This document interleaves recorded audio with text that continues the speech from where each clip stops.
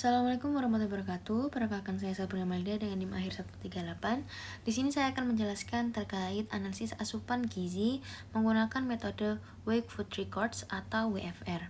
Di mana penyusunan laporan ini dilatar belakangi oleh pemantauan konsumsi pangan penting untuk memahami status gizi masyarakat dan dasar perumusan kebijakan gizi. Di mana metode WFR ini berbentuk menimbang langsung makanan sebelum dan sesudah konsumsi, yang mana dianggap metode paling akurat dalam menilai asupan energi dan zat gizi, di mana WFR ini juga dianggap sebagai gold standar dalam penelitian gizi karena hasilnya tergolong detail dan valid. Kemudian untuk WFR sendiri memiliki tantangan, yaitu metodenya membutuhkan waktu yang lama, kemudian juga ketelitian yang tinggi, dan juga dapat mempengaruhi perilaku makan responden. Dimana untuk WFR sendiri ini hanya bisa dilakukan oleh individu terdidik. Kemudian untuk tujuan penggunaan dari WFR ini dapat menilai kecukupan energi dan zat gizi secara akurat untuk individu dan kelompok. Nah, berikut adalah hasil metode WFR pada responden ARK. Bisa dilihat pada tabel berikut. Nah, untuk totalnya sendiri di sini WFR ini dilakukan pada 3 hari, yaitu pada hari Selasa dan Kamis pada weekday, kemudian hari Sabtu pada weekend. Nah, kemudian adalah analisis kecukupan energi dari responden ARK tadi menggunakan rumus PMR Harris Benedict, kemudian juga analisis menggunakan rumus SDA yang mana diambil dari 10% dari PMR, kemudian dilanjutkan oleh analisis menurut WNPG yang mana faktor aktivitas fisiknya itu sejumlah 1,55. Nah, berikut adalah hasil metode WFR pada responden ARK, di mana dapat dianalisis rata-rata konsumsi responden pada hari Selasa, Kamis, dan Sabtu, di mana pola makan pada responden ARK ini naik pada weekend atau hari Sabtu, yang mana jika dilihat pemenuhannya pada asupan energi hanya sebesar kurang lebih 55% dari persen AKG, yang mana dominasinya itu masih pada karbohidrat dan protein dan sayur itu tergolong masih rendah.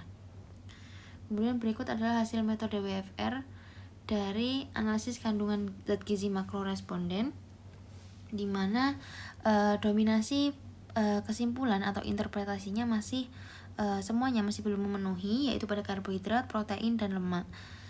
Di sini untuk karbohidrat sendiri adalah pemenuhannya sebesar 70%, protein sebesar 53%, sedangkan pada lemak yaitu sebesar 60%. Kemudian berikut adalah analisis kecukupan zat gizi mikronya. Masih didominasi oleh interpretasi yang belum memenuhi atau kurang, namun ada satu nutrien dari zat gizi mikro ini yang dianggap cukup, yaitu pada pemenuhan vitamin C, yaitu sebesar 103%. Nah, kemudian untuk analisis kebutuhan energi di sini kami menggunakan analisis UNPG yang mana didapat pada energi AKE yaitu 2470, sedangkan energi intake atau intake yang didapat oleh responden adalah sebesar 1353,6, yang mana juga jika dilihat dari persen UNPG dapat masih dikategorikan dalam kategori defisit berat. Nah, selanjutnya adalah hasil metode WFR pada kelompok, yaitu pada perhitungan kandungan gizi kelompok. Yaitu jika bisa dilihat di sini pemenuhannya adalah seperti yang ada pada tabel, yang mana bisa dilihat pada energi sebesar 1050, protein 42,7, dan lain sebagainya. Nah, selanjutnya adalah analisis pemenuhan zat gizi mikro dan makro. Pada energi makronya, dominasi dari pemenuhannya masih tergolong kurang atau belum memenuhi, yaitu pada energi per hari sebesar 46,7%, karbohidrat sebesar 142,8%, kemudian protein juga masih 42,7, sedangkan lemak yaitu 37,3. Berikut bisa dilihat juga pada pemenuhan zat gizi mikronya.